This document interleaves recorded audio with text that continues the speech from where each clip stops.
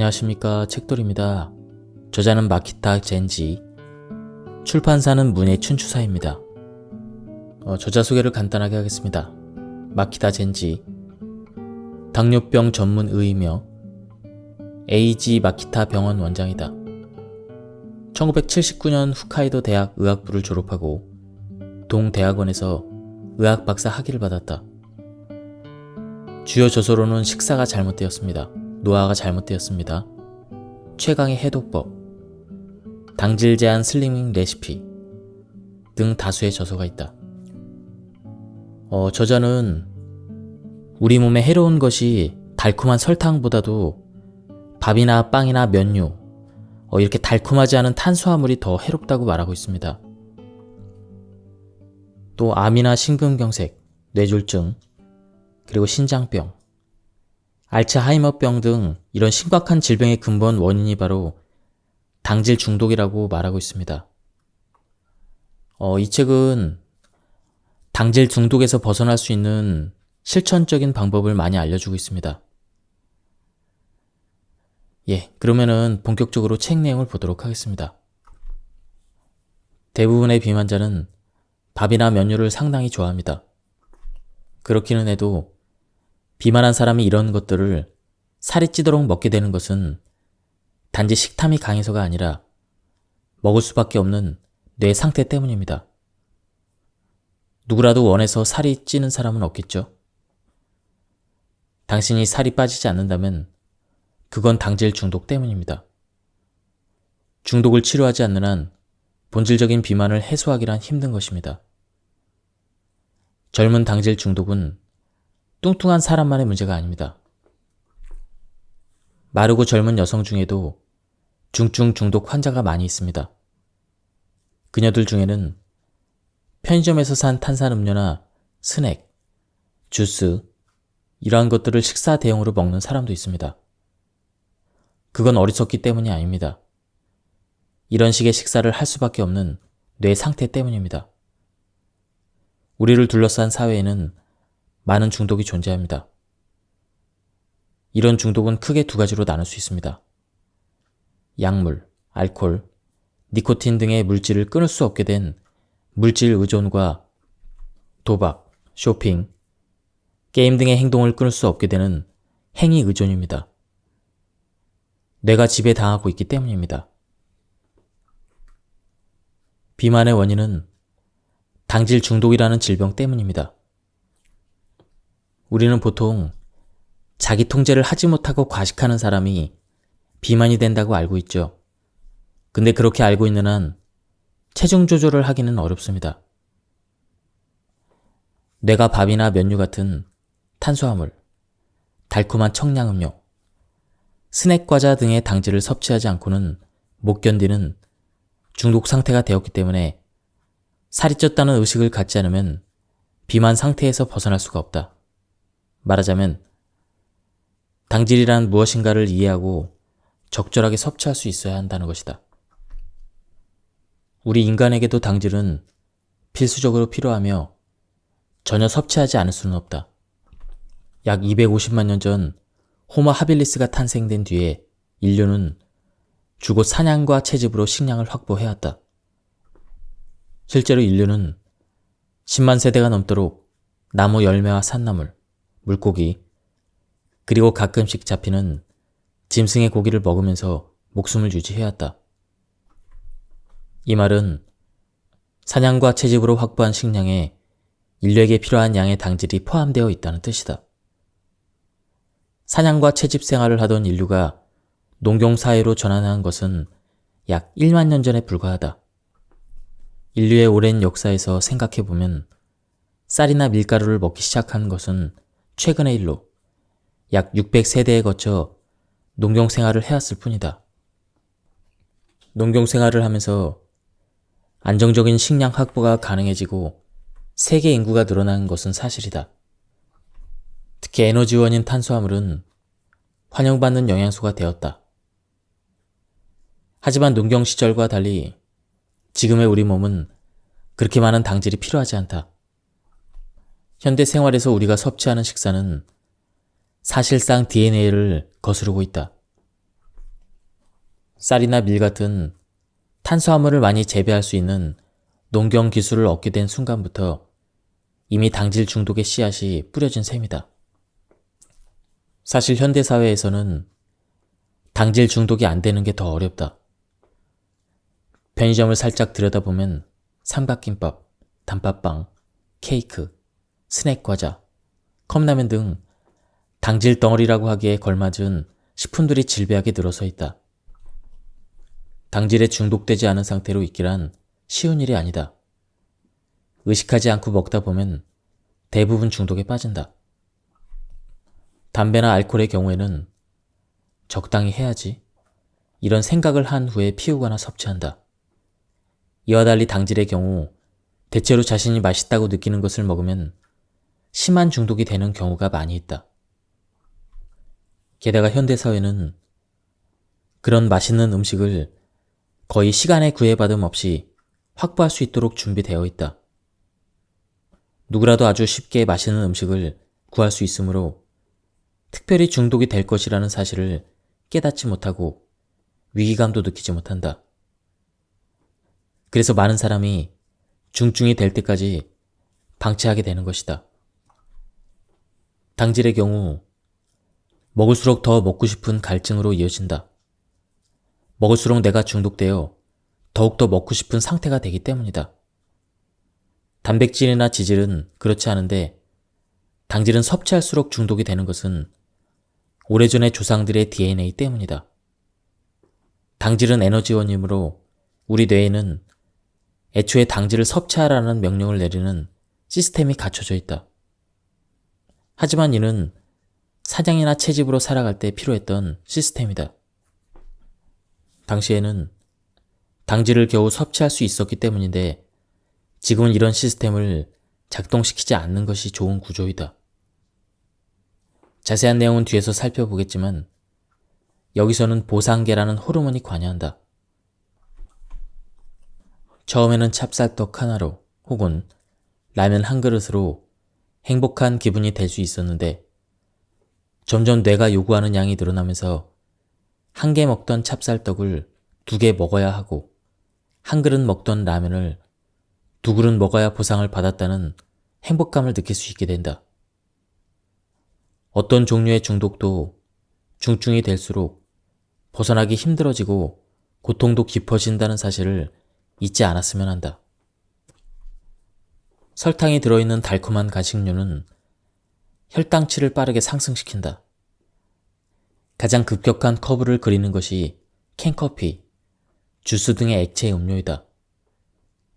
이미 액체가 되어 있는 당질은 위에서 소화될 필요가 없어 곧바로 소장으로 운반되므로 입속으로 들어간 뒤 30분이 지나면 흡수돼서 혈액 속의 포도당이 흘러넘치게 된다. 이런 상태가 되면 혈당치가 약 200까지 급격하게 상승하는 혈당치 스파이크가 나타난다. 가파른 언덕을 올라갔다면 내려갈 때도 가파르듯 혈당치 스파이크를 일으키면 그 뒤에 혈당치가 계속 떨어져서 2시간 후에는 70 이하로 내려가는 일이 종종 있다. 편의점이나 자판기에서 쉽게 구입할 수 있는 당질이 듬뿍 들어있는 탄산음료나 주스는 얼마나 위험한 음료일까? 한마디로 악마의 식품이다. 살이 많이 쪘다면 살을 빼기란 상당히 어려운데 그 이유는 그만큼 중독 상태가 중증이기 때문이라는 것을 알아차려야 한다. 또 한 가지, 당질 중독은 노화를 촉진시킨다. 혈액 중에 포도당이 많으면 에이지라는 노화 촉진 물질이 많이 생성된다. 에이지는 최종 당화 산물의 약자이다. 당질 중독으로 인해 몸이 비만해지거나 에이지가 축적되면 다양한 생활 습관병이 초래된다. 당뇨병은 물론 고혈압, 암, 심근경색, 뇌졸중, 만성 신장염, 알츠하이머병 등 피하고 싶은 심각한 질병이 증가하는 것은 여러 데이터에서 확실하게 드러난다. 우리가 보통 지방을 많이 먹으면 살이 찐다고 생각하는데요. 저자는 이 지방보다 탄수화물이 더 살을 찌게 만든다고 하고 있습니다. 실제로는 기름이 많은 스테이크 200g보다 삼각김밥 1개, 메밀국수 1인분이 더 살이 찐다. 당신을 살찌게 하는 것은 지방질이 아니라 당질이다. 당질은 꼭 달콤한 것만 뜻하지 않는다. 비만의 주요 원인은 달콤하지 않은 밥, 빵, 면류 등의 탄수화물이다. 탄수화물을 입으로 먹으면 소화 과정에서 모두 단당류인 포도당으로 분해되며 이 포도당이 소장을 통해 흡수되어서 혈액 속으로 보내진다. 결국 밥을 먹든 설탕을 먹든 마지막에는 포도당으로 흡수된다. 이때 혈액 속에 얼마나 많은 포도당이 존재하는지를 나타내는 지침이 바로 혈당치이다. 혈당치는 약 70에서 140 정도 범위에서 오르고 내리는 것이 이상적이지만 당질이 많이 함유된 음식을 먹으면 훨씬 올라간다. 140 정도까지는 자주 치솟고 의식하진 못하지만 200까지 올라가기도 한다. 혈당치가 너무 올라가면 고혈당성 혼수 상태에 빠져 생명에 지장이 있기 때문에 췌장에서 인슐린 호르몬이 나와서 혈당치를 낮춰주는 기능이 우리 몸에 갖춰져 있다. 우리 몸은 구조적으로 이렇게 되어 있다. 인슐린이 혈액에 넘쳐나는 포도당을 글리코겐으로 바꾸어 간과 근육에 저장한다. 이때 글리코겐으로 저장할 수 있는 양은 한정되어 있다. 그래서 남은 포도당은 중성지방으로 치환되어 지방세포에 축적된다. 즉 살이 찌는 것이다. 말하자면 당질은 거의 100% 포도당이 된 다음 몸 안에서 낭비 없이 흡수된다. 그래서 탄수화물을 많이 먹으면 몸속 지방이 점점 늘어나므로 살이 찌는 것은 당연하다. 모든 원흉은 혈당치가 올라가는 것이다. 혈당치가 많이 올라가면 췌장에서 대량의 인슐린이 분비되며 이에 따라 혈당치가 급격히 내려간다. 이것이 저혈당이 되는 이유이다. 혈당치가 크게 오르면 췌장에서 인슐린이 대량 분비되고 남은 포도당을 중성지방으로 바꾸어 지방세포에 저장한다. 이것이 비만의 메커니즘이다. 말하자면 우리는 평소에 혈당치가 크게 상승하지 않도록 식생활에 유의해야 한다. 이는 당질 중독 문제뿐만 아니라 건강을 지키는 차원에서도 매우 중요하다. 혈당치의 상승은 당뇨병은 물론 여러 가지 질병을 유발한다. 또 에이즈라는 노화 촉진 물질을 증가시켜서 당신의 외형이나 몸속의 내장도 늙게 한다. 매일 우리가 섭취하는 식사가 직접적으로 관련되는 만큼 충분히 의식하면서 식사하는 사람과 그렇지 않은 사람은 그 결과가 크게 달라진다.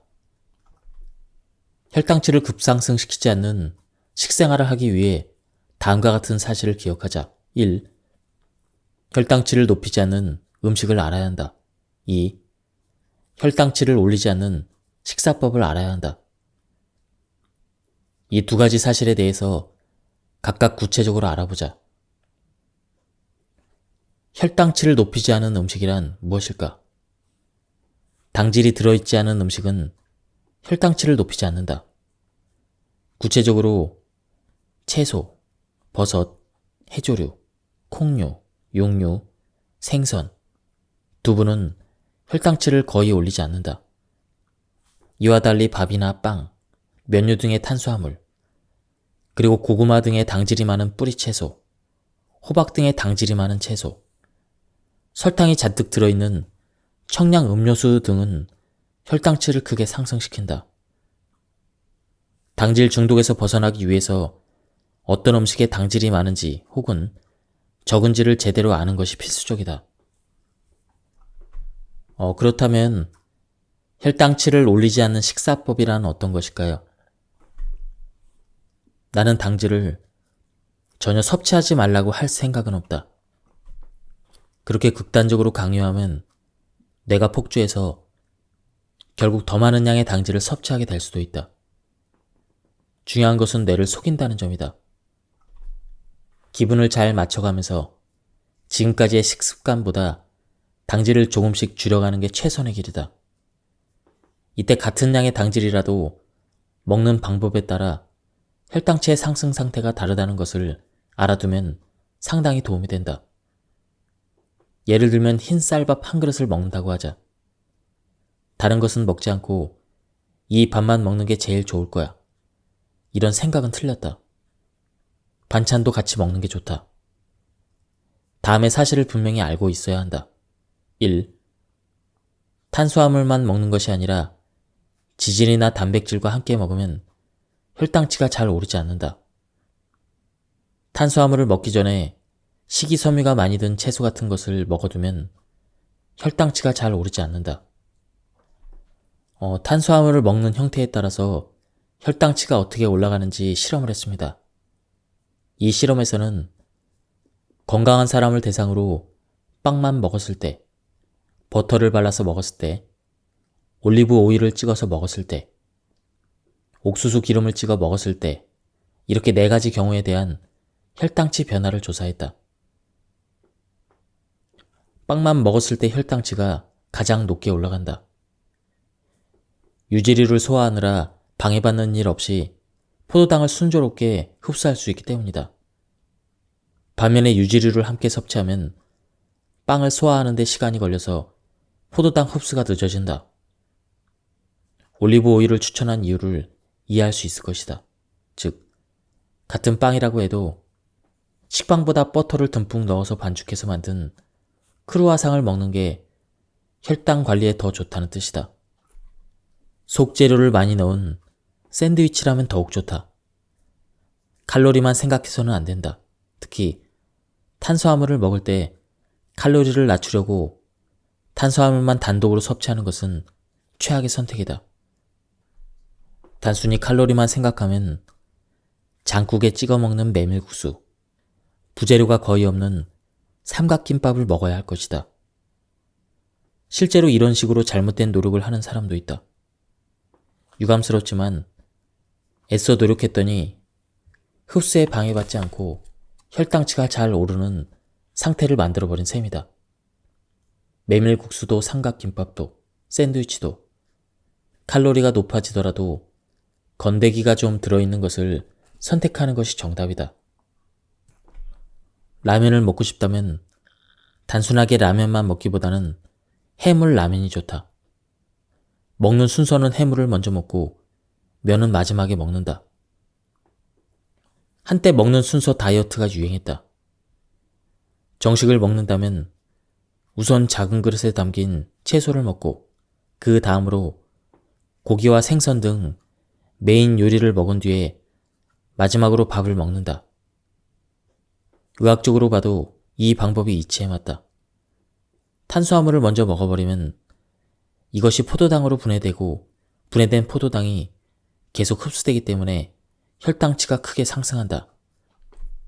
하지만 식이섬유가 풍부한 채소와 소화하는 데 시간이 걸리는 단백질을 먼저 먹으면 포도당이 천천히 흡수되어 급격한 혈당 상승이 일어나지 않는다. 결국에는 똑같은 내용물의 정식을 다 먹어 치운다고 해도 식사법에 따라 당질 중독이나 비만을 멀리할 수가 있다.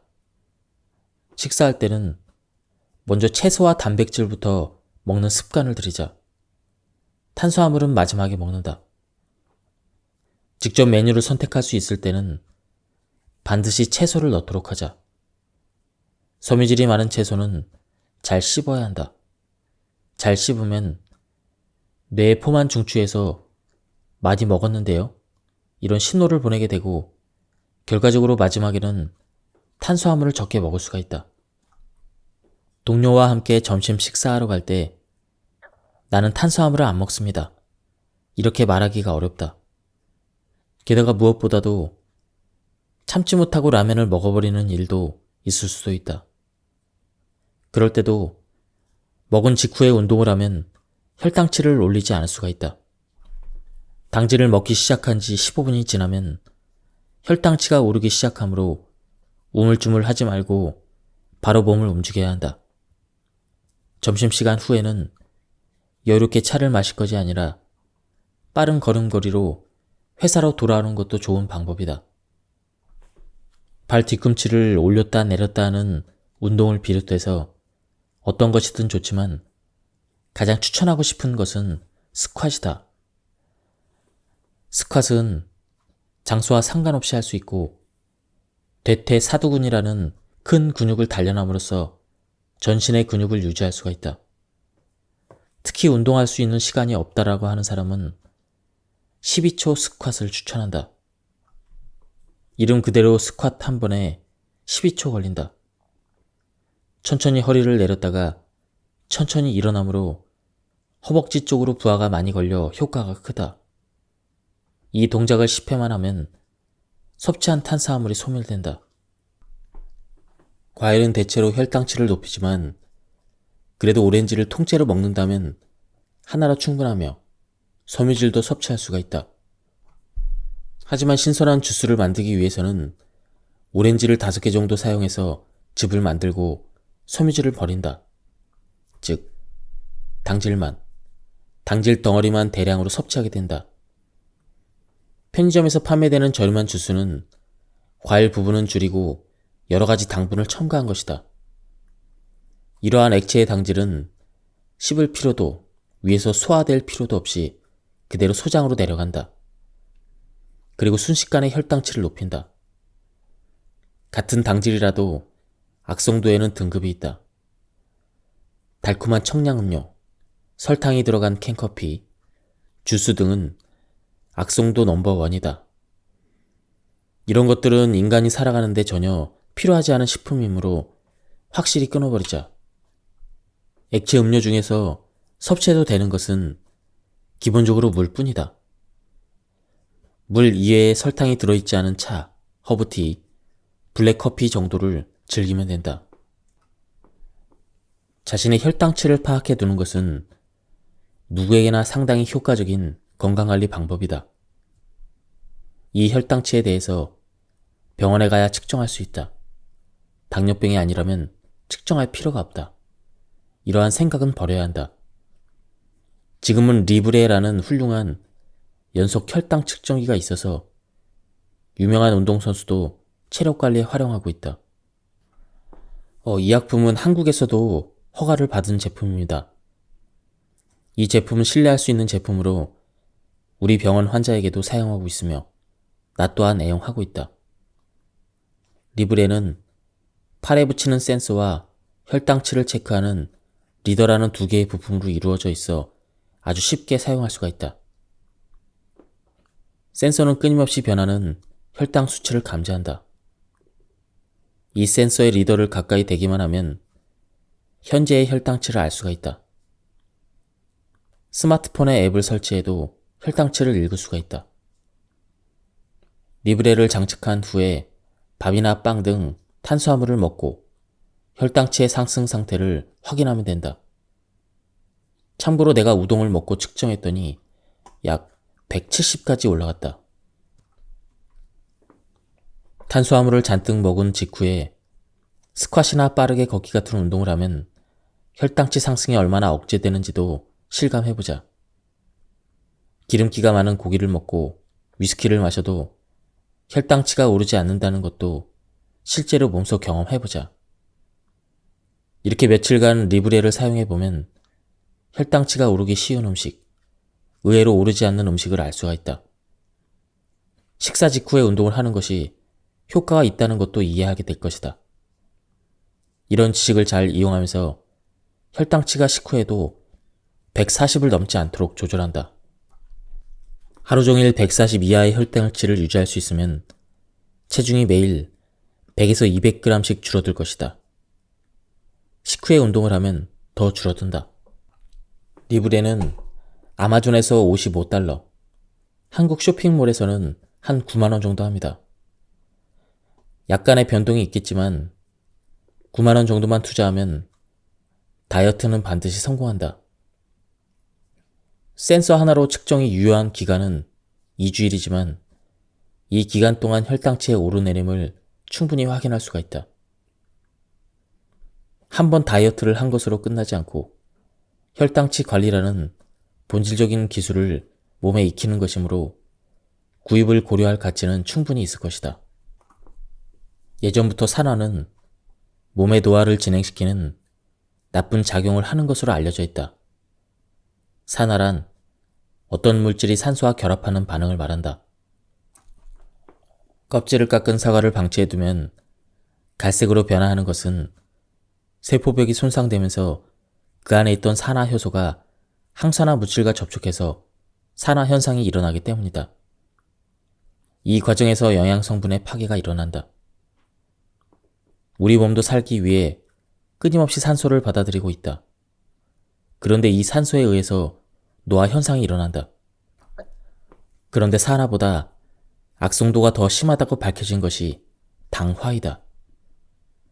몸속에 남은 포도당이 체내 단백질이나 지질과 결합해서 최종 당화 산물, 이것을 형성하는 것을 당화라고 한다. 즉, 단백질과 포도당이 결합해서 AG, 최종 당화 산물이 되는 것이다. 우리 몸의 구성 성분은 수분 외에는 대부분이 단백질과 지질인데 포도당이 남으면 이들과 계속 결합하여 당화가 발생한다. 이 과정에서 AG라고 하는 매우 나쁜 물질이 만들어진다. 이 AG는 단백질이나 지질을 변성시킨다. 피부의 단백질을 변성시켜서 김이나 주름을 만들고 혈관의 단백질을 변성시켜서 동맥경화를 진행시키는 등 단백질과 지질로 구성되어 있는 우리의 전신에 나쁜 작용을 한다. 최근에는 전 세계적으로 AG의 연구가 진행되어 모든 질병과의 연관성이 밝혀졌다. 심근경색이나 뇌졸중, 만성신장병 등은 혈관의 변성으로 인한 동맥경화의 영향을 그대로 받는다. 알츠하이머병이나 파킨슨병 환자에 대해 AG가 많이 쌓여있는 것도 증명되었다. 당뇨병과의 관련성은 더욱 명확하다. 포도당이 혈액 속으로 넘쳐나는 당뇨병 환자는 대체로 AG가 많으므로 그로 인해 혈관벽의 변성이 빨리 진행된다. 또 AG는 노폐물을 걸러내는 역할을 하는 신장의 막을 변성시켜서 당뇨병성 신장 질환을 악화시킨다. 이 책에서는 당질 중독이 만병의 근원이라고 설명하고 있습니다. 이 책에서 당질 중독을 예방하기 위해서 그리고 당질 중독을 치료하기 위해서 여러 가지 방법을 설명하고 있는데요. 먼저 달콤한 청량음료나 캔커피를 먹지 말라고 권하고 있습니다. 그리고 라면을 꼭 먹고 싶다면 해물 라면을 먹으라고 합니다. 그리고 먼저 면보다는 그 해물 건더기를 먼저 먹고 그 다음에 라면을 먹으라고 합니다. 스테이크 200g보다 삼각김밥 1개가 더 위험하다. 지방은 먹어도 살이 찌지 않는다. 식빵보다 크루아상이 낫다. 식후에 12초 스쿼트가 혈당 관리에 효과가 있다. 저자는 술 자체를 권하진 않지만 어쩔 수 없이 마실 때 위스키나 소주, 화이트 와인을 추천합니다. 그 이유는 이러한 술들은 혈당을 올리지 않기 때문이죠. 이 책은 우리도 모르는 사이에 뇌가 당질에 침범당하는 그 중독이 얼마나 위험한 것인지 설명해주고 있습니다. 의사로서 경험을 통해 당질 중독이야말로 만병의 근원임을 확실하게 알려주고 있고요. 또한 우리 몸이 비만이 되는 메커니즘을 설명하고 그로부터 벗어나는 효과적인 방법들을 얘기해주고 있습니다. 비만 탈피와 당뇨병의 개선은 당질 제한만으로 확실히 달성할 수 있다고 말하고 있습니다. 저도 이 책을 통해서 많은 새로운 사실을 알게 되었는데요. 탄수화물을 단독으로 먹었을 때 굉장히 혈당이 많이 올라간다는 것을 보고 많이 놀랐습니다. 저도 칼로리만 생각해서 주로 탄수화물만 먹은 적이 좀 있었는데요. 그런 것을 좀 피해야 될 것 같습니다. 예, 오늘은 여기서 리뷰를 마치도록 하겠습니다. 예, 여기까지 들어주셔서 감사합니다.